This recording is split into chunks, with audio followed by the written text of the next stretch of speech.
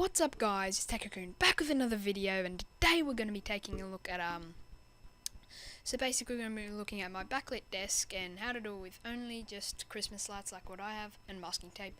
And so yeah, it's pretty DIY, well not really, but anyway, so just before I start the video I'm going to clarify a few things.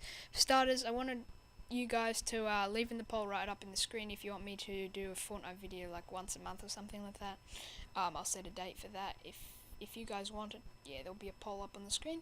And also wanted to tell you guys to follow the channel's Instagram account, which is on the screen right now. It's at TechRaccoon, one word. And yeah, so that's all I had to clarify.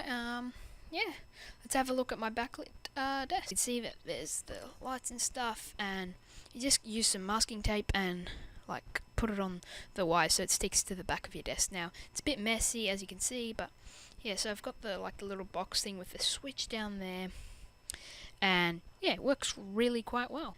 So hope you guys enjoyed the video. Remember to like and subscribe.